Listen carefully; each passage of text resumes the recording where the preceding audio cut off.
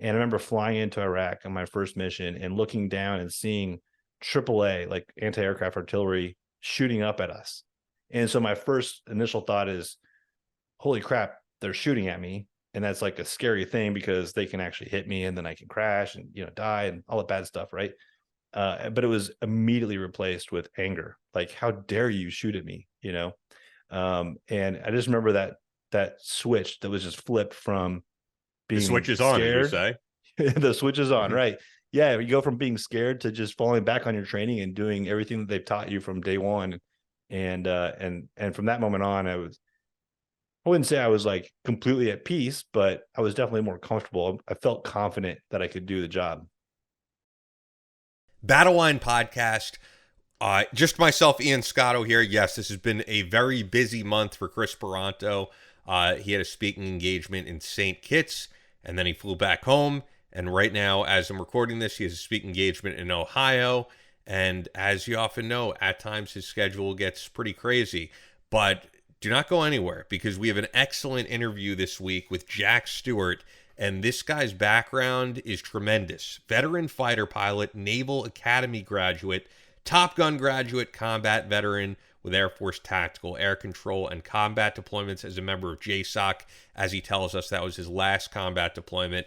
And then he went on to become an airline pilot, which he currently does, as well as he is now a fiction author. This is the latest and the first novel in this series, Unknown Rider. But you'll hear he has so many books in the works beyond this. But this is the book that's available today, Unknown Rider. And we talk everything. We talk China. We talk Top Gun. We talk espionage. So a lot of ground covered this episode. Before we get into that, though, I should say to you guys, I hope you are enjoying or gearing up for a great Thanksgiving this week, but especially those who aren't able to be with their families. I always try my best to remember that, yeah, not everybody gets to enjoy this day with families, whether it's military members, first responders, firefighters, police officers, EMTs. So if you're in any of those categories, we salute you. And then even just people working in retail who have to work this day. People, many of you are going to be watching football on Thanksgiving. Well, anybody working those broadcasts, they don't get to be with family. So all of us truly appreciate it. And I know a lot of you probably or maybe listening to this, we have a pretty split audience between civilian and military, as well as law enforcement officers. So some of you may be in that predicament and listening. And thank you to you from me and to us at the podcast, to you. Before we get into everything, though, I did want to mention this one very tragic story. It's always unfortunate when we have to report on this type of thing. And I'm recording this a week in advance, so there's probably been some advancements in the story, but this is what was reported on November 12th by Emma Bowman of NPR. 5 U.S. service members were killed in a helicopter crash during a training exercise. You've heard us report on this type of thing before, and this is the latest of these, unfortunately. 5 American service members were killed during a training exercise after a military Black Hawk helicopter crashed into the Mediterranean Sea on Saturday morning, defense officials said. The incident occurred during a routine air refueling mission, the U.S. European Command said in a news release. Search and rescue efforts began immediately, EUCOM said. An investigation into the crash is underway. A U.S. aircraft carrier and accompanying ship are operating in the Mediterranean as part of a strengthened presence to deter Iran from getting directly involved in the war between Israel and Hamas. Officials said there was no indication of hostile fire. The Black Hawk was from the Army's 160th Special Operations Aviation Regiment. The Department of Defense is withholding the identities of those killed until 24 hours after the next of kin have been notified. That has obviously happened by now, but I'm recording this early, as I said. The crash came a day after Veterans Day ceremonies honored fallen American service members. And then this is a quote from Secretary of Defense Lloyd Austin from a statement. He writes, "While we continue to gather more information about this deadly crash, it is another stark reminder that the brave men and women who defend our great nation put their lives on the line each and every day to keep our country safe. They represent the best of America. We will remember their service and their sacrifice. It's the latest in a string of fatal crashes that have occurred during military exercises in recent years. You've heard us talk about some of these, including this. In August, an aircraft crashed during a military training exercise in North Australia's Melville Island, killed 3 of the 23 Marines on board. Prior to the August crash, there had been 5 fatal crashes of Marine Osprey aircrafts since 2012, causing a total of 16 deaths. In 2021, 5 sailors died after a Seahawk helicopter crashed off the San Diego coast during routine Navy operations. So our thoughts and prayers with the family and friends of these service members. Of course, there's always risk involved in everything in the military, but you don't think the ultimate sacrifice is going to be made during a training exercise. It's something that's usually reserved for combat. But yeah, these risks are always involved, and it is tragic every time that we hear about this and have to report on these kinds of stories. But that's what we do here. We talk about military issues, and when something like this comes up, we like to keep you all in the know of what's going on. Before we get to Jack Stewart, I want to go off script a little bit and tell you about Ned, because of the fact that during the summer months, truthfully, there are times where I'm not using Ned as much, and that's because during the summer months, I operate great in warm weather. I don't have joint issues. I don't have these aches and pains. I can't be the only one that once the cold weather hits, my back starts to lock up. Lower back, I'll have these neck pains and issues, and I try to rehabilitate them myself a little bit, which does help with doing lighter weight lat pull downs or lateral rows. But this relief balm has been absolutely awesome. This stuff is more powerful than Tiger Balm, but it's also good. You're not putting any harmful chemicals on your body that you're topically rubbing on there. It is truly a premium product that you're going to love, so I really suggest you pick that up.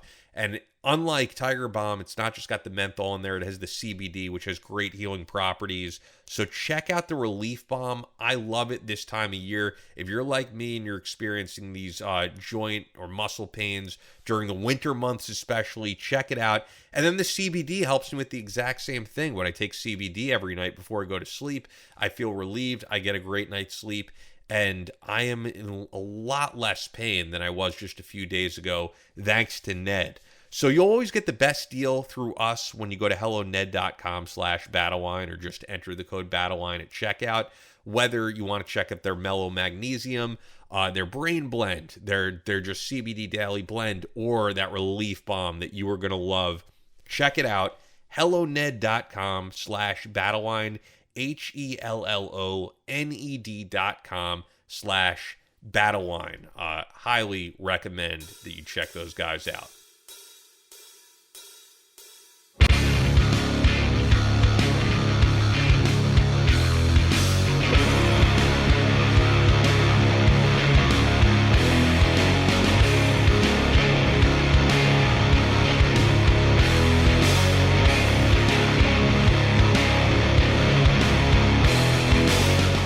From Kansas City to New York City, from planet Earth to extraterrestrial life in space, a podcast with no equal, engaged in unconventional warfare through your speakers and headphones.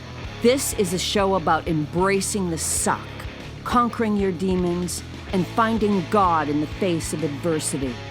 Chris Tonto Peranto. Switch is on. Motherfucker, I'm gonna shoot you in the face. Ian Scotto. Ian and I have been dating for a long time.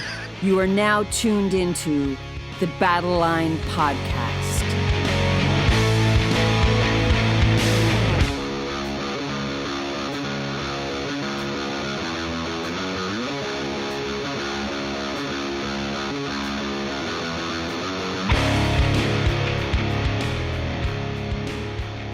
The Switch is on Battleline podcast. On with me is Jack Stewart, and I'll get into your whole background, but it's been a while in the making. We kind of were speaking on X or Twitter, whatever people want to call it. Yeah. And I said that we'd get you on by the time the book is out, and people are hearing this actually the Tuesday following when we're recording. So the day that you're hearing this, Unknown Rider is released. Yeah, and that is a long time coming. I mean, I've been waiting for this moment for pretty much my whole life. So I have to apologize for Chris not being here because this month has been super hectic for him. He was just in St. Kitts doing a speaking event, and now he actually was on the phone with me a few minutes ago. He's in Ohio driving there doing a speaking event. man, So his schedule has just been slammed for this month. And I know the audience is wondering, they're like, where the hell has this guy been? But he'll be back next week. yeah, well, great. Well, the good news is I've got other books coming out in the next couple of months, so maybe we Exactly. can do this again and win here. But it's always it's great to talk to you. Yeah, we will for the next book, and we'll get into all that for sure. You know, it's great to have you on, and he apologized for not being able to be here because whenever it's someone of your your biography, he wants to come on because you have quite a lot going on. And you know, it's fun. I got to tell you this: no matter where this interview goes and what we discuss, I am very confident it will be better than last week's show, which was a disaster. Well, let's give it a little bit first. I mean, it's got a few more minutes before you can make that kind of declaration. Exactly. Yeah, but I'm very confident in saying that. So to give people Jack's background, truly it's too much for me to say in just a quick synopsis, but I'll say as much as I can here. Veteran fighter pilot, Naval Academy graduate, and Top Gun graduate, combat veteran with Air Force Tactical Air Control, combat deployments as a member of JSOC, and an airline pilot. And now, once again, out you have the book Unknown Rider, and Yeah. this is the first thriller in the series, and the second book is going to be coming out in February. I don't know where to even begin. I think it'd be cool to probably get into your background because it's a long military career, and I feel Yeah. like everybody has a pretty interesting origin story of what made them want to take that path, which is a pretty pretty scary path for a lot of people that not many have the balls to do. Yeah, first of all, I just want to say I'm a big fan of the show. So being able to come on and talk to you is awesome for me. Thank you. I'm always very humbled to talk about my background and my career path because some of the people I know you guys have talked to, I mean, for me, I'm just completely humbled to be even considered to be in the same category as many of them. But yeah, I mean, for me, my getting my start in the military was pretty much like I think a lot of people who ended up serving for a career is that there was some deep calling, to serve our country. And for me, it just, I grew up in the 80s and 90s. So World War II veterans for me were like my heroes. But Vietnam was also pretty fresh, in our nation. And so I looked at those guys too as like, man, those guys have been there and done that. And so, I always looked up to our veterans and knew that one day, somehow, some way I was going to serve. And I was just very fortunate for the path led me to where I am today. I'm wondering with the timeline when you talk about what inspired you, when I talk to someone like John Rain Waters, who's also in your same field, really, although different career path. When you said growing up in the 80s and 90s, it's sort of the obvious question, but Top Gun, was that while you Yeah. were going into the military? When did that happen? No, that I was 10 years old. I was 10 years old when Top Gun came out, and it absolutely was a huge influence for me. Which, by the way, blows my mind when I think of that, because we've all, I'm guessing you've seen the second one, and you're like, man, how does Tom Cruise still look like that? I know Because it. it's so long. I know it. I wasn't even, I think I was born the same year. So Yeah. Yeah, I know. He still looks incredible. Still gets to do what I think a lot of us fighter pilots wish we could do at, his age, is to continue to fly fighters and do all the stuff he did. But so did my you see that at 10 years old though and say, I want to do this? Yeah, so my dad was a pilot. He was a recreational pilot, so he just did it for fun. So aviation, was something in our house that we just always loved. Like I would just go to the airport and watch airplanes fly. Air shows in the summertime, that was a very common thing. And where my dad would go look at at all the aerobatic planes and all the civilian planes, I was always, drawn towards the olive drab green and the gray, military aircraft. So, I just knew that I was going to go into aviation. So when Top Gun came out, it was like, this is like my dream. And, I knew a little bit about naval aviation in terms of landing on aircraft carriers and stuff, because my dad's uncle was a naval aviator. And I always thought that was the coolest thing, but I didn't think it was attainable. But then when I saw Top Gun and I realized, these guys are knuckleheads and they can go do this. I mean, maybe I can do it too. So that's kind of what I set my sights on. So growing up, I would think, especially for me, and I love going to air shows too. I watch what they do in amazement, and truly, I do say to myself, I could never get in one of these planes. It's Yeah. such a scary thought. So I think that initial fear is probably a big breaking point for a lot of guys. With your dad's background, were you able to get into this type of machinery prior to all this and kind of get over that fear? I mean, nothing that advanced. My dad would take me flying in Cessnas, and before I could even see over the dash, we go flying, and he'd do a stall, and to like a little kid that has no idea what a stall is, it was the scariest thing ever. All I know is we're pointing up, and all of a sudden the nose just drops, and I thought we were gonna crash, we're gonna die, but it was normal. It was just aerodynamics. It's stuff that I learned later on is a very normal thing, and it's something you have to practice as a pilot to understand how a wing flies, and so I thought it was fascinating. It terrified me, but then I got to learn more about it.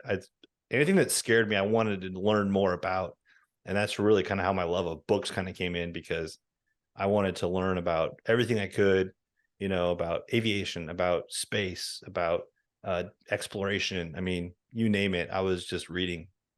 Do you think your dad was trying to bring you to this career path and get you to follow in his footsteps to some degree? I don't think he was trying to, because he didn't do it for a career. He was an accountant by trade. Okay. He just flew for fun. But aviation is definitely one of those things where if it's in your blood, I mean, it's in your blood. I mean, I've known people who've tried so hard to be fighter pilots, and they just, in training, they get sick, or it's just not, they don't have the drive, whatever it is that's inside them, they don't have that to go be a fighter pilot, so it's definitely a unique skill set, and it takes a certain person to do it. And there are people I know that wanted it so bad and just couldn't do it, and I felt bad for them. But I mean, like everything in the military or any other profession for that matter, just because you want it doesn't mean that you can do it. My friend Mark Graney likes to say that he would be a professional soccer player, but he doesn't have the skill. So instead, he's just going to write books, because he's really good at that. Well, he is, and I got to interview him with Jason Piccolo, and yeah, we'll get into the book stuff, because it is Yeah. interesting how there's more and more guys, Jack Carr and yourself, like now, who went through the career path and now are able to write about it, fiction books, but from a perspective of expertise. But before we get into the book and everything, and I was talking about your background, I just love to hear all about this, because as you said, growing up in the 80s and 90s, and then you joined the military during peacetime, but you're Yeah. a combat veteran. I mean, I'd love to hear going into there during peacetime, serving during peacetime, and then 9/11 happens and you have several combat deployments. Yeah. I did join in peacetime, and it was it was after Desert Storm, which I was in junior high, I think, when Desert Storm happened. So we were in the Middle East, but it was all, Southern Watch, and it was all the peacetime operations. So that's what I kind of expected I was going into.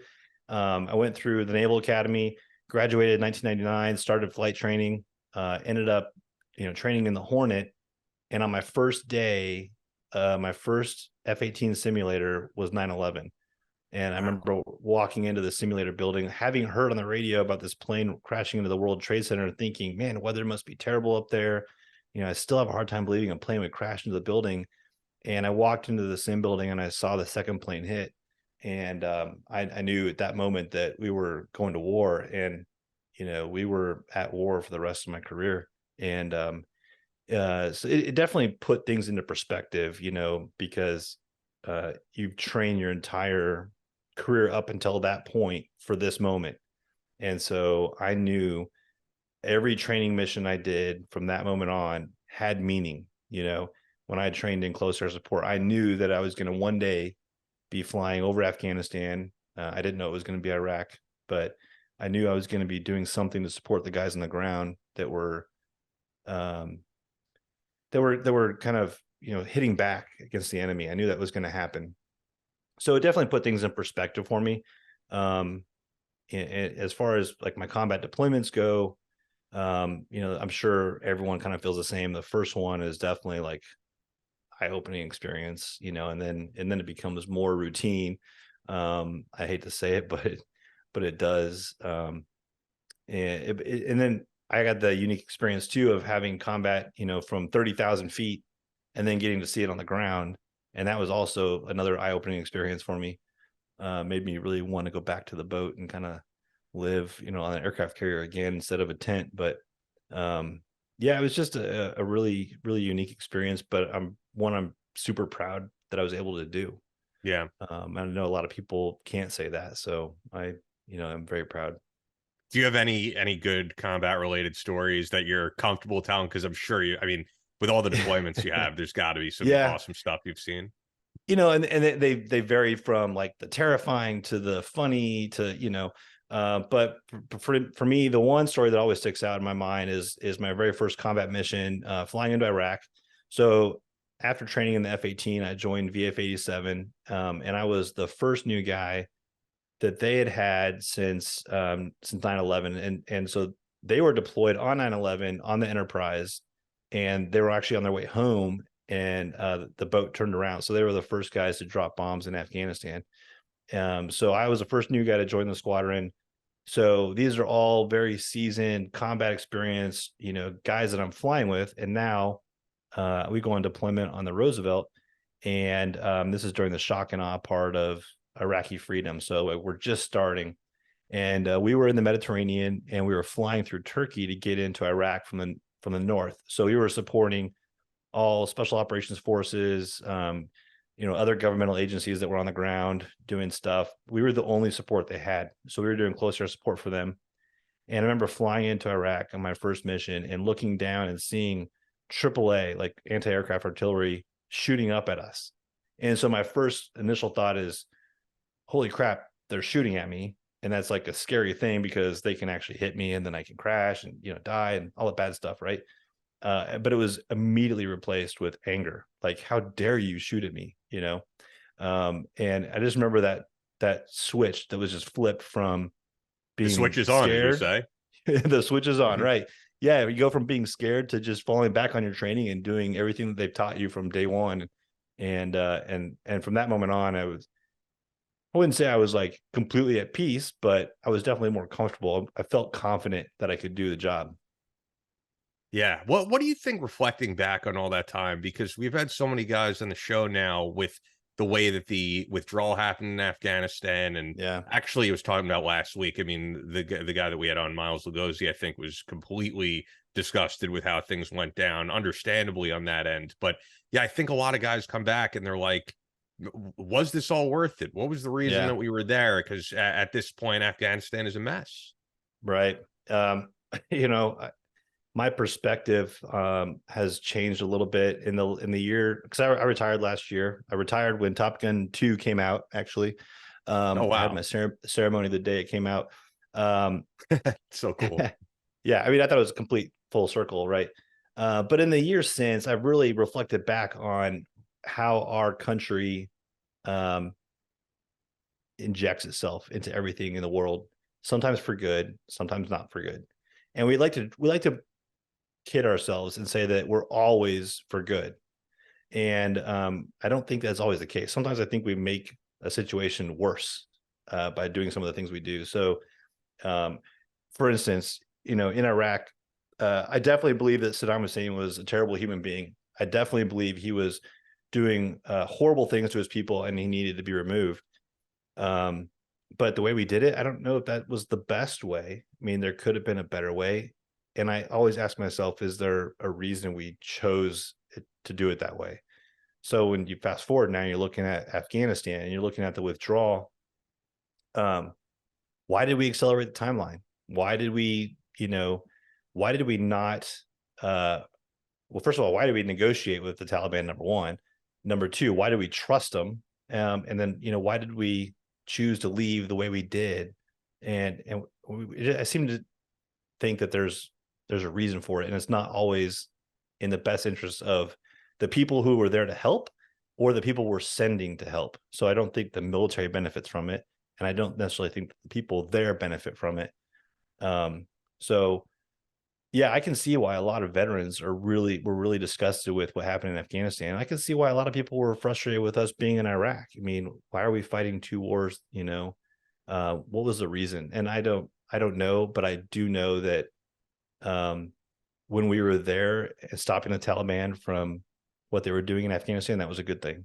Sure. When we removed Saddam Hussein, that was a good thing. So like I can look back and go, I know I did some good. I know I contributed, but I just don't know if we were kind of, creating other issues. Yeah, I think most veterans I speak to have the same perspective for the most part, reflecting back on this. Because I mean, I'm younger than you, but I'm old enough to remember when we went into Iraq. I'm old enough to remember 9/11. I mean, I saw the smoke from the towers because I'm in New York. So I was at like the highest point of my high school and we could see the smoke from New York City. And I do remember it's such a different attitude that America had in 01, 02 to how it is now. Because there was this prevalent attitude of, if you don't agree with us going into Iraq and Afghanistan, you're with the terrorists, you're anti-American. And Right. I think now people see a little bit more nuance. And I think that's why, like, not to get political, but I think it's why you hear way more about America first now. And even with what's going on in Israel and Ukraine, people are a little bit more reluctant when they say, we have a backlog of guys at the VA who need help. Can we really afford to spend billions to nation build elsewhere? Right. And I'm writing another series of books with a guy named Chad Robichaux. It was just announced today. Oh, wow. And Chad Robichaux, if you don't know, he wrote this book called Saving Aziz because he did some stuff in Afghanistan and he had an interpreter there, Aziz, and they became friends through several deployments. So when we pulled out of Afghanistan, we left him there. The U.S. government left him there, and they weren't going to do anything. And by the way, there's Aziz, a ton of translators over there right now. Oh yeah, it's insane. There's a ton of people that we made promises to as a country that said, if you help us, we will do this for you, and we left them. Yep. And so Chad started a foundation called Save Our Allies and went over there specifically to rescue Aziz and his family. Ended up saving 17,000 people from the Taliban. Wow. During the botched withdrawal. And so we're writing this series of books together, a completely separate issue, but part of it is we're touching on what I think of as corruption in our government. I'm thinking about politicians who have their own self-interest in mind. How can they get more power, more money, and they don't really care who hurts from it? And it's frustrating as a veteran to know that maybe I was a pawn to that. Like I was playing into their, getting richer, getting more power. And that frustrates me, but I see the evidence there. So you mentioned Ukraine, and I look at how much money the US has given to Ukraine. Now, again, Putin, horrible person, should not have invaded Ukraine. And I know there's some issues of people saying, well, Ukraine's corrupt or whatever. I don't care. What I care about is that there are innocent people, women and children, who are suffering because of this war. And we as a country are giving a lot of money. And I don't know how much money is going to helping those people who are suffering. What I do know is that the top defense contractors in this country have profited from it. If you look at since Russia invaded Ukraine and how Boeing and Lockheed and Raytheon and General Dynamics, how their stocks have done compared to the rest of the indexes, it's astounding. They are making money while everyone else is losing, or at least they're making a lot more. And so I'm like, what's behind that? That's where I kind of start to go, what's behind that? Who's making money? Who's profiting from it? And again, like I feel for these people who are suffering. I want to help them, but I just want to believe that the people who are making decisions are helping for the right reasons. And I just feel like I can't believe that anymore. Yeah, what you're saying is reminding me, and I'm sure definitely seem like a guy who keeps up on all this. I'm sure you saw the news with Elon Musk and him basically giving Starlink to the Ukrainians to use for communications. Yep. And then they said to Elon Musk, we want to use Starlink to basically have a surprise airstrike right on Russia. Yep. And Elon was like, no, I did this as a humanitarian aid thing. I want to help the Right. people. I'm not, and he wasn't on a military contract. And then Right. it's like you turn on the news and they make Elon Musk look like he's this horrible human being. And he's just like, I just did this as humanitarian aid. I, this isn't a military contract. I don't know why Yeah. I'm responsible for having an airstrike. Like I don't need that on my conscience. And I understand where he's coming from. Right. Not that a billionaire needs me to defend him, but I understand his Yeah. take on this. Yeah. Yeah. Exactly. It's just as a veteran who is proud of my service, I like to believe that the people that I took orders from were doing things for the right reasons. Unfortunately, in our political landscape today, I just don't know that that's true. And maybe I'm kind of opening my eyes and seeing the way it's always been in this country. Maybe that's the way it's always been, and I just haven't seen it. But I'm definitely a little bit more jaded than I was when I joined the military. Yeah, and I think America is, and I also hate when you watch these, when you watch like the Republican debates and stuff. And look, I'm not on here like push any politician or push you against it. Whoever people think is the best person for the job, it's great. But I just hate when I see these people and it's like they feel that they're coming off as a powerful leader, being like, we need to go into Iran, Yeah. we need to topple that government. And it's like you're not doing anything. You're just in an office speaking tough. That's Right. not being heroic. What you're doing is you're putting guys on the line who are oftentimes 18, 19 years old to get involved Yeah. in a military conflict, which sometimes has no direct impact on us. So I think there's actually a lot of cowardice to speak tough Yeah. behind a microphone. Yeah. And you don't truly have any skin in the game. It's our young Right. military guys who do. Right. And then you see certain politicians that will hold the military hostage in terms of, well, if you don't pass this, I'm not going to allow a vote to confirm the come down of the Marine Corps or whatever. I feel like the military is always held hostage to whatever the politicians' whims are. We saw it during COVID, when the politicians couldn't mandate that every American get the vaccine, they turned to the one group that the government always has control over is the military, and they said, you will get this vaccine, and if you don't get this vaccine, you're going to be kicked out of the military. And even though the military by and large is probably one of the healthiest, fittest demographics of our society and the least risk for getting COVID and having some negative consequences from it, but they're the one that you can control. So it's the same thing when whatever hot topic you want to talk about, whether it be transgender, whether it be abortion, it doesn't matter. The military always finds itself kind of in the crossfire. Oh yeah. As the one group that the government can manipulate however they want, when they should be the group that is training to defend our country and being given the tools they need to do that, period. And it ends up always being a political thing, and that frustrates me. Yeah, I think it does for a lot of the people that we have on and myself. Hey, I hope you're all enjoying this episode with Jack Stewart. I really enjoyed speaking with him for the first time. We've been going back and forth about getting him on the podcast for a few months now, and I said, we'll do it when the book comes out, and luckily the book came out today, so what better time than to get people to check this out. A lot of you guys are avid readers, and I have a feeling you'll be picking up this book and absolutely loving it, whether you're a fan of previous guests we've had on, like Brad Thor or Jack Carr. This is completely in that wheelhouse. Before we continue, Fort Scott Munitions. You know them. They've been with us every episode.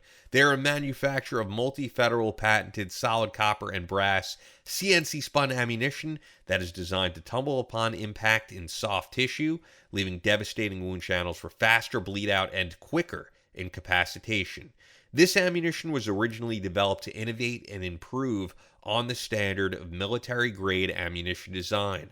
It was found that not only did the TUI ammunition outperform competitors in the self-defense industry, but it quickly became apparent that it would be a top contender for hunters alike. With the ammunition being CNC spun, the tolerances are some of the tightest on the market, ensuring that you receive the same results with every pull of the trigger. Fort Scott Munitions is available throughout privately owned businesses. You can go to the dealer locator on their website, type in your zip code, and you're going to find where to buy it. But you're going to get the best deal through us when you use our promo code at fsm.com, as so many of our listeners have. It is the best ammo out there. You could find stuff for no matter what you're shooting with, the most lethal. And yeah, make the change if you're shooting with anything else. Go to fsm.com, use the promo code BATTLELINE for 15% off. That's for ammo, that's for gear, that's for nearly everything on the site. Fort Scott Munitions is a proud supporter of Chris Peranto, Battleline Tactical, and the Battleline Podcast. Use that exclusive promo code that we have, BATTLELINE, when you go to fsm.com. I was going to ask, like, before getting into how you came up with this book series and what the inspiration was, what made you not start with doing a memoir as so many guys do? Because you have you have a really interesting biography. It's funny because I've had some family friends that have said that, that I should do that. And actually, while I was, overseas, I kept a journal, and I wrote it in kind of a narrative prose. So like a fictional accounting of what my combat missions were like. And I would send it home. And people were like, man, you need to write a book about this. And I just look at it, and I think probably a lot of veterans look at it this way, of like, I'm not that interesting, like, I don't know that I would pick up a book about me. Like if I saw a book that was like, Hornet pilots, life in the military, I'm like, nah, pass. I just, to me, is not interesting. But then I talk to people who maybe don't have my same background, and they're like, no, that's pretty fascinating when you talk about taxiing on the aircraft carrier, the thing that I thought was like so basic and so mundane, that people find that fascinating and want to know more about it. So I probably will do one, but only to pass it down to my kids. I probably will not publish it for other people to read. Which is crazy because there's so much work that goes into putting a book out. Yeah, but writing for me, book. for me now, writing is it's something I'm always doing. So if I ever have the chance to, have some white space in my schedule, I might sit down and do that. But I don't know. So the protagonist of Unknown Rider, which is going to be in a book series, though, is Colt Bancroft, which is a Top Gun instructor. So was a lot of this inspired by people that you came across or your own life? Yeah, no, it definitely I'd say I took a lot of attributes from different people that I served with and incorporated them into different characters in the book, whether it be Colt, whether it be other characters in the book. There was one character, Jug McFarland, who I actually named after my grandfather, who was a B-17 pilot in World War II. It was just really kind of a nod to him and his generation. But definitely Colt is not me. I am not Colt by any means. I think Colt is probably the kind of guy I would like to be, or wish I was when I was flying in the Navy. But yeah, I mean, I took a lot of attributes that I saw from other guys that I served with, and I definitely put them in the book as a way of honoring them. So how did you actually write this book while you were in the military? Because as you said, you were done when Top Gun 2 came out. You basically have two books that are already set to go because the next book is coming out in a few months. And I'm just wondering what made you even start writing these books? Because I mentioned Jack Carr earlier, and I know he did a write-up for your book. Was it you seeing the success of someone like that and being like, all right, I can go down the same career path? Yeah, no, so like I said, I always read things as a kid, whatever I wanted to learn about. And so for me, bookstores and libraries, those were my candy stores and toy stores. There was something like my family would go on a summer trip every summer. One of the things that we always got to pick out was a tape for our tape cassette player, that we could listen to on our Walkman, and then a book. And so I always went to the bookstore and found the thickest, fattest book I could find, because that gave me the most amount of pleasure. Like I wouldn't finish it in an hour and be like, okay, what am I going to do now for the rest of this 12-hour car drive or whatever? So I always picked out Tom Clancy novels, and I I've got them all, every single one on the shelf behind me. I've read them several times. To me, that was a big influence. And I knew that one day I was going to write. I mean, I was always enamored with the publishing industry and kind of what it would take to publish a novel. And I was like, okay, I'll do it one day, one day, one day, one day. And then on my last deployment, which was my JSOC deployment, I really saw some stuff that I was like, wow, this has to be a story. And not in terms of, actual missions or tools or techniques, anything that would be compromising to security, but the type of people that I served with and what I saw in terms of their sacrifice to me was so inspiring, because I always grew up thinking my grandfather's generation in World War II, that was the greatest generation, and that generation is gone. But what I saw in that deployment, that greatest generation is today. And really it's the politicians and, that are holding back, the men and women that are serving in our military today. Like, I used to think there is no way that Normandy would happen, but it absolutely would happen if somebody would have the guts to say, storm that beach, but today politicians are afraid of doing that because it's going to look bad for them. We're going to lose lives or whatever. But the men and women who are actually putting on the uniform, picking up a rifle, that they exist. And so I was really inspired by that. And so I wanted to write. And I ended up writing several different books, none of which, got the attention of an agent. None got picked up for publication. But in the process, I realized, wow, I can actually write. Now I should probably learn the craft of writing and learning how to tell a story in the right way. And so I started, again, picking up books, learning about the craft of writing, learning how to tell a story, learning about the 3-act structure and all the stuff that I probably should have learned when I was an English major at the Naval Academy, but really didn't. And I think over the course of the next, 5 or 6 books, in what became Unknown Writer, I think I finally found my voice, found the story that I wanted to tell, found the series that I wanted to tell. And so it was a long process to get to actually writing it. But then when I realized I could do it, I was like, well, maybe I should try to make this a career.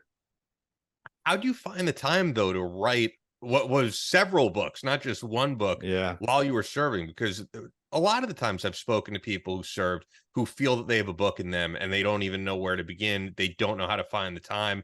I mean, you were still in the military and you found time to keep writing.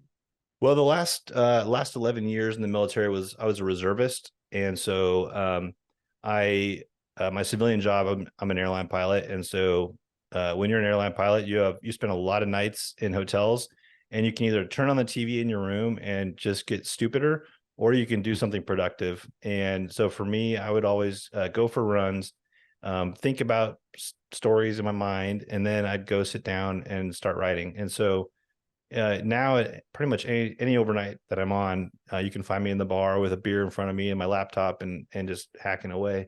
So that's when I found the time.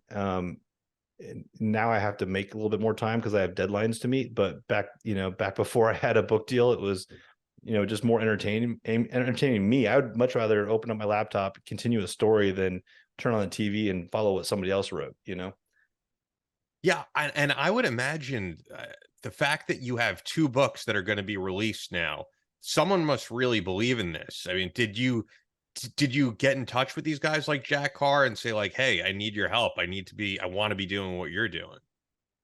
Yeah. I mean, like other writers? Yeah, other writers in the space. I mean, because the fact is, I would think that how you just have this book being released today as people are hearing this, the fact that it's already, in the works, that in a few months, we're going to get the second book of this series. I would think usually with publishers, although I've never written a book, they would say, let's see how the first book does, and then maybe you'll put out another one. Yeah. I mean, I think usually I'd say most book deals today, and this is according to my agent, most book deals are 2 book deals. Okay. Most traditional publishers, though, they publish on a schedule about 1 book per year. That's pretty common. Yes, like Brad Thor. Brad Thor is once a year you're going to get a Scott Harbath book. Yeah, Brad Thor. I mean, Jack Carr. Mark Graney and his Gray Man series. It's like 1 a year, and it's also usually around the same time every year, so everyone knows, okay, this book's coming out. I gotta wait 1 more year. But when when January rolls around, I'm going to get the next Brad Taylor. And then, February comes around and now I get the next Mark Rainey. And, so if you're a fan, you kind of know when those are coming out. My publisher takes a little bit of a different approach. And what they're looking to do is to kind of have the next book in a series available for pre-order when the book comes out. So when book 1 comes out, they want book 2 available for pre-order, so that when people finish Unknown Rider, at the end of the Kindle, they can click, buy on Outlaw for book 2. And then when Outlaw comes out, they want book 3, which I just turned in, called Bogey Spades. When that one's available, for pre-order, they'll be able to click on that at the end of Outlaw. So they want to keep that chain of momentum going. And I think it's a great business model, and I think it's hopefully will drive more readers to my series, because I know one thing I like as a reader myself, I like to read an already established series so that I don't just finish one and go, oh, I gotta wait another year. Sure. And so it's great coming into like Jack Carr on his latest book, because you can just start from book 1 and go through 6 books, and get all caught up. Or Mark Rainey's got a ton too. Brad Taylor's got a ton. But when you're a new author, it's kind of like people have to really believe in you to try that first book out, and then you really got to wow them to get that second book. So the nice thing about having my second book coming out so close is that if people like book 1, and I think they will, book 2 is right there in February, so it's only a couple months away.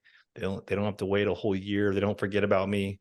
And then book 3 will be coming out, I think, probably like June or July of next year. So again, every hopefully 3 to 4 months, they'll have all these books out. And so this is a 4-book series, and it'll finish up probably a year from today.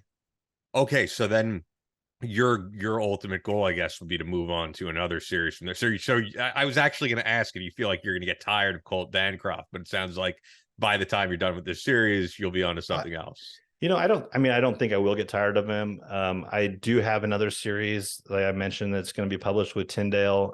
That first book will come out, I think, springtime of 2025. And that's a 3-book series, but that one's more of a 1 book a year, cadence. But I've definitely got a lot more stories in me, and I could see Colt, doing more, because where I'm taking this series is going to kind of set up a really unique aspect of what I think is an untouched area in the market right now, which is it's this concept of light attack. So, and I the way I describe it is, you talk about naval special warfare and SEALs. They've got the SDVs, they've got the boat teams, they've got all these specifically trained groups to support them under the water and on the water, but nothing in the air. In Vietnam, there was this squadron called VAL-4, the Black Ponies. They flew OV-10 Broncos in Vietnam, supporting Navy SEALs, doing close air support for Navy SEALs. And so NSW has tested this in a program called Imminent Fury, flying the Super Tucano. And then later on, SOCOM tested it with the OV-10. Actually, on my last deployment, they were testing the OV-10 for close air support integrated with Special Operations Forces. But to the best of my knowledge, neither one of those programs got funded. And so I'd like, well, if Congress isn't going to fund them, I'll fund them through fiction. And so my series kind of goes that direction, where they stand up, they basically resurrect VAL-4 flying Super Tucanos with Colt Bancroft in the front seat and a Navy SEAL in the back seat.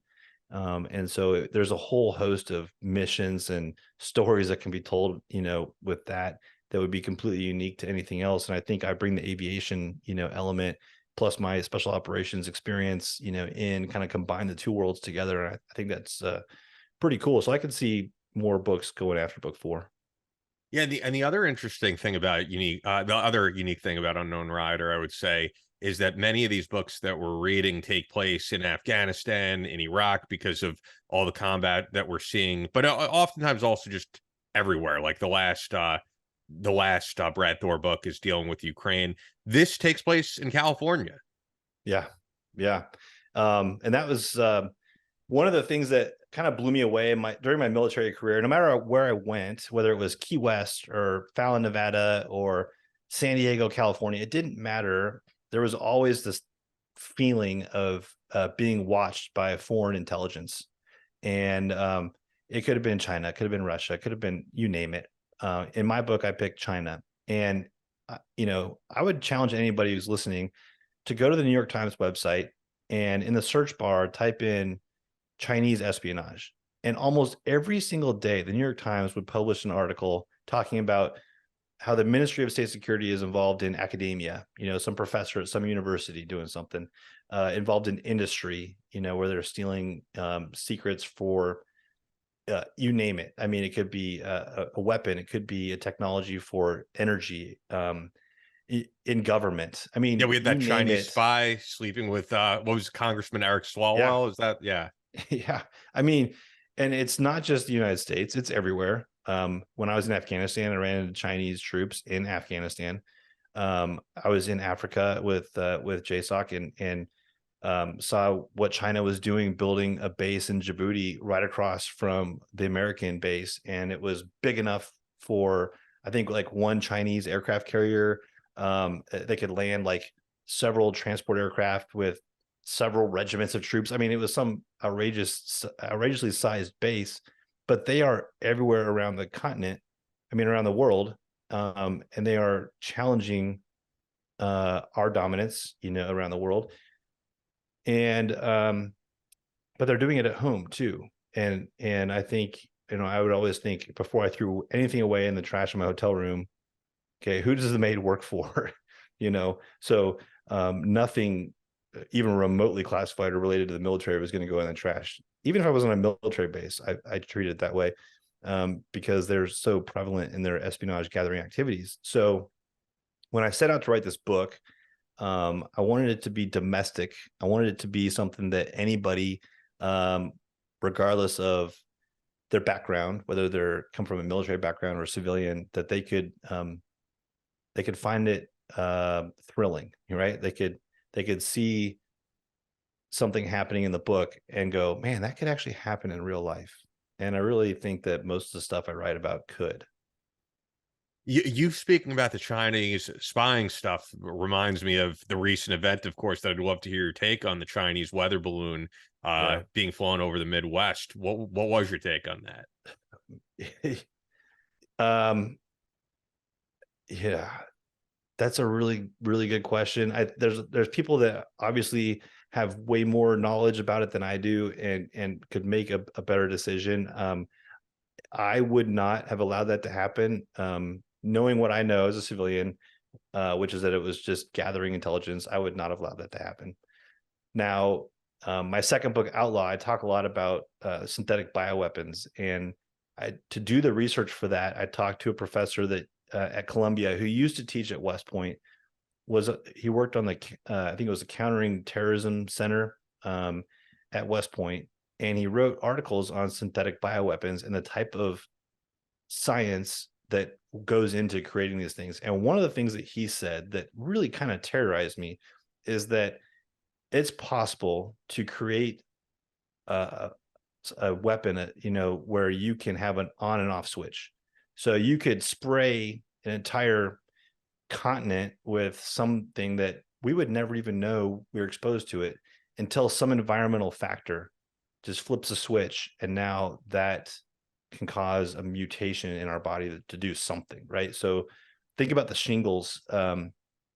Shingles comes from chickenpox. So if you had chickenpox as a kid and then you've recovered from it, now that lives in your body dormant until some environmental factor in your 50s triggers it and you get shingles, which is why we have to get the shingles vaccine.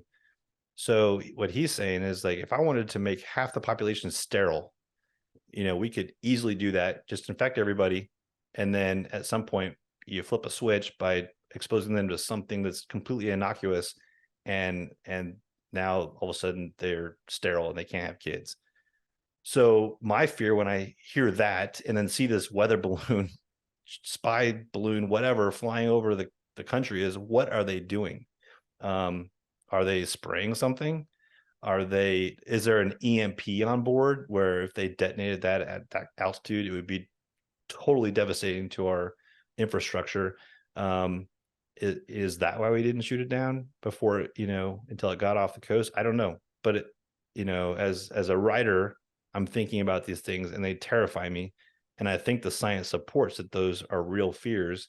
But now as a fighter pilot, I would have loved that opportunity to launch and shoot this thing down before it got anywhere near Montana. You know what I mean?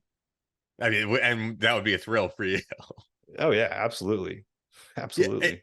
When I heard about it, I think part of my reaction is like, what intel are they gathering that they don't have already? When you hear that TikTok is like the #1 app in America, and I think people just stupidly think, well, what's the big deal? It's people doing dances. It's a fun thing. It's viral. Right. And Right. the amount of data they're collecting, and also the amount of like anger that they incite in the American public with what they trend and what information they get out there. I mean, I could talk about with the Israeli-Palestinian conflict. I've just seen that no matter where people side on this, there's just a ton of misinformation that young people are getting. And I think that this is where they're getting it, because they all seem to be repeating the same talking points that, just as a American who tries to keep up with these things, I know is incorrect. It is factually incorrect that before Israel was established that there weren't Jewish people living there, right? And it's out there viral that it's just basically like this was all Palestinians living there, and then suddenly after World War II, these people took the land. It's a lot more nuanced of an issue than that, but it's very easy to create a viral video on TikTok. And I think they love the fact that they're creating a lot of hostility between Americans, and it's largely due to social media that we're at each other's throats. Yeah. Oh, absolutely. And it's so easy to manipulate the average American these days. Most Americans don't take the time to read past the headline, and they purposely make headlines to be insightful in one way, to get people passionate about something. And so I think so many Americans are just going to see this headline and immediately share it without even reading. And then even if you read it, maybe do a little more research, dig into it. And we've lost that ability, I think, in this country to I want someone to challenge my views. I want someone to tell me you're wrong and here's the reason why. And then I will look it up for myself, and that's what I try to teach my kids. I try to teach them, don't just take what your teacher says face value. Look deeper into it, because there's always more to the story than what you're being given. Yeah, I agree. And just the fact that they have the power, though, to silence, for example, if someone is putting up videos that are pro-Taiwan, they'll make sure that does not trend on the platform. Yet we'll see that there's all this stuff trending of kids doing like violent acts in high schools, and that'll be like the #1 thing trending on TikTok. Why is that being done? I think it is something more sinister than just this is what people are clicking on. They control those algorithms. Yeah, no, they absolutely do. Yeah, like I said, it's easy to manipulate the American person. American citizen today is easily manipulated. Yeah, and it's because everybody is easily distracted, and I think everybody's attention span is shorter and shorter than when I was a kid, and then when you were a kid. Oh, for sure. Yeah, absolutely. So what I wanted to ask you, I spoke about this with John Rain Waters, and you actually said earlier in the interview that you always went to air shows, and I could say going to the Jones Beach Memorial Day Air Show every year. Like, I am in complete awe of these guys. Rain has had the honor of flying in those. Have you ever participated in any of them and flown anything? No, so Rain, I actually had the opportunity to talk to him on his podcast, which is a great podcast. It is a great podcast, and it was kind of nice being able to talk to somebody that spoke the language, and it's kind of funny because Navy and Air Force, you're going to be naturally, we're going to be at each other's throats on who the better pilot is or whatever. But he already knows it's Navy, but that's okay. But yeah, he was a demo pilot, and the demo pilots are the ones that like the Air Force would say, okay, you're going to be the East Coast, you're going to be the East Coast demo team, you're going to be the West Coast demo team, whatever.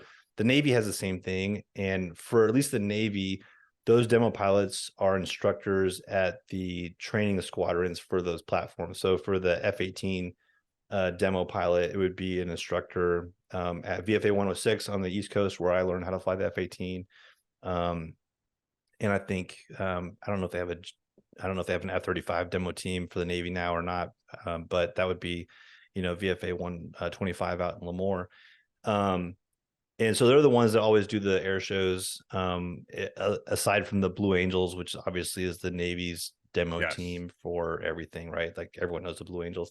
Of course. So I was never on one of those demo teams. But what I have done is I did what we call static display. So when you are able to walk around the air show and look at the planes that are sitting there on the ground and talk to the pilots. So I was one of those guys that got to fly a jet into an air show, park it the day before the air show started. And then every day during the air show would stand out there in my uniform and talk to the kids and take pictures and show them around the airplane. And I always enjoyed that. I honestly, when it comes to aerobatics, and I tell people this and they think I'm lying to them, but I don't enjoy going upside down and doing loops and rolls and stuff. Just for the sake of doing it. If I'm doing it while I'm dogfighting and I'm chasing another plane or I'm trying to not get shot, then that's a different story. But just doing it for fun was never my ball of wax, Yeah, it's probably got to be cool doing what you did though at the air shows, because I just feel like whenever I go there, it's one of the last things in America that is like a truly patriotic event without the politics. There's nothing political about it. It is just pure pride in being an American. They'll play like Lee Greenwood on the speakers and everyone is singing along, and at least here on Long Island, it's like people of all races, and it's just a great event, great environment, and very inspiring. Yeah, no, it really is. And like I said, I loved it as a kid. I loved being able to do it as a uniform service member. I think next year, I'm going to try to go to Oshkosh, which is probably one of the biggest air shows, in the country. And I'll be able to do that as a civilian, so it's going to be, aviation is always going to be there. Air shows are always going to be, something that I'm going to go to. The Reno air races, I know this last year, I don't know if you are familiar with those, but this last year was the last year for the Reno air races. They're trying to move the air races now somewhere else. But like, I remember one of my greatest memories with my dad is him picking me up from school. I grew up in Washington State, and then we drove to Nevada and went to the Reno air races, and I got to meet Pappy Bollington, a legendary Marine fighter pilot. And then I got to meet the Japanese fighter pilot that shot him down. Oh, wow. And it was like, as a kid, was the coolest thing ever, and then I went back as a fighter pilot, and was there when, unfortunately, there was a really bad crash. But it's just, aviation, civilian, military, doesn't matter. It's always going to be in my blood and always going to go to those things. Yeah, that's awesome. And then, transitioning to a commercial pilot, what was that like for you? Well, I didn't want to be an airline pilot originally after leaving the military active duty, because, going from flying a fighter, I thought, it's going to be like going from driving a Porsche to driving a bus. Yeah. And I didn't want to do it. I thought it would be boring. And so I went into business. I actually had a master's degree in project management. And so I worked for a marine engineering company, worked with some great people and did some awesome things. But I didn't want to work for a living. I realized real quick that, I'd rather sit in the cockpit. So in a couple of years of doing that, I realized I'm going to go fly for the airlines. And so fortunately I got hired. And it was funny because the common joke is, what is a jet engine and a pilot, like, how are they different? And the answer is that a jet engine stops whining at the gate, because pilots by nature are whiners. And so I'd fly with guys and they'd complain about the hotel we were staying in, or they complain about, I got to go to, Tucson again. I'm like, man, live in a tent in Afghanistan and then complain to me. You know what I mean? Go live on a crane barge, off the coast of Okinawa, and then complain to me, So I really had a good appreciation for life as an airline pilot. And so the transition for me was awesome, because I felt so fortunate. The company I work for is fantastic, and I really love going to work. If I guess I should ask this if they're in case they're listening, maybe your answer will be different. But is the ultimate goal to just be an author full time and kind of put that behind you? Yeah, I mean, absolutely. If I could do that, I would do that in a heartbeat. I am fortunate that my civilian job is probably the best one you could have to be an author because, aside from the time I'm actually flying the airplane, I've got a lot of downtime where I can spend time writing. And I've got a lot of time, at home where no one's calling me. I'm not having to do homework assignments or, things after hours. So I do have a lot of free time to write. So if I do this for a full career, that's great. But I mean, God willing that I'm going to put myself in a position where, yeah, I can write full time and do nothing else. Which would be awesome, and that all depends on this book. So go out Yeah. and order it, pre-order the next book after you finish that. Last thing, last question I have. You said that on your last deployment and then leaving the military is when Top Gun 2 came out. This is a Yep. movie that all of us were anticipating for so many years. I personally felt it lived up to the hype. I'm also someone seeing it as a civilian. I don't know all the technicalities of everything, but I love that it stayed true to the original in so many Yeah. ways, from simple things like the theme music to having so many of the original cast members. Oh What yeah. what did you think overall? And because this is a movie that changed the trajectory of your life on some level. The Yeah, no, I first mean, one. it absolutely changed the trajectory of my life. And so I'd always heard about rumors of a sequel, and some of the early rumors I heard were horrible. Like it was all drones and stuff. And I was like, no, please don't do this. Um, so I was skeptical as this one got close to being released. And then obviously during COVID, they kept delaying the release. And I'm like, oh, like this, you got to get this thing out there. Which, if I Um, could interject, I'm yeah, glad they did, because to I me, am this too. was an event that you go to the theaters and see. It is Yep. not this, because when you're watching something streaming from your house, especially if you're by yourself, you're inevitably going to pick up your phone. You're zoning in and out. I thought Yep. this was a movie theater experience. It absolutely was. And I am happy that they made that decision. So I don't regret it. At the time I was kind of annoyed, but now I'm very thrilled because like I said, it came out the day I retired, the day I had my retirement ceremony. The next week I traveled up to New York City to go to a conference called Thriller Fest, which is a big writers Yeah, yeah, conference. yeah. And I went to an IMAX theater that was within walking distance of where my hotel was. Yeah, I know what you're talking about. It's like right in the heart of Times Square, right? It's like, well, it's just up from Times Square. It's like on the west side of Central Park, and Okay, it might be um, different then. Yeah. yeah, but it was so I saw it in IMAX, and I had a grin on my face from start to finish. I mean, there wasn't a single thing about it that I didn't like. Now people always say, was it accurate? I'm like, no, but who cares? I mean, like you said, it paid homage to the original in such a good way. I thought that it was just a really rewarding experience, and it was a feel good movie too. Like so many movies today, or and books for that matter, try to make you feel bad about yourself in some way. Yeah, yeah. Like you're not tolerant enough, or you're not this enough, or not that enough. This one was just good old fashioned fun. People flying fighter jets, killing bad guys, and playing football on the beach. I mean, who doesn't want that? Yeah, I agree, and it stayed true to what people loved about the original, and in some ways even topped it. I feel like actually you kind of covered this a little bit, but the week that people are going to be hearing this is going to be Thanksgiving, which is important to a lot of people, and especially these guys who are overseas and don't get to see their family. So, I mean, you've covered a lot of things that you're thankful for in your life, and as you said, you kind of are able to overlook these minor grievances other pilots might have, but yeah, any thoughts on that, or any even words to maybe some people who are checking out the podcast who can't be home because they're serving right now? Yeah, I mean, just for the people who are listening who are serving right now, I can't speak for everybody, but for myself, thank you for standing the watch and for Yeah. continuing the tradition. Uh, it doesn't matter if it's Veterans Day, Thanksgiving, or just a random Tuesday in March. Like I am so thankful of the people that step up and put on a uniform and defend this country. And I hope that my writing honors those people who do that. And I just want to say thank you. For those that are listening that haven't served or are no longer serving, I challenge you to find ones who are and thank them, and give them your support. Like I said, the government tries to divide us, and tries to segregate us and keep us separate. Get out and talk to your neighbors. We're more alike than they want us to believe.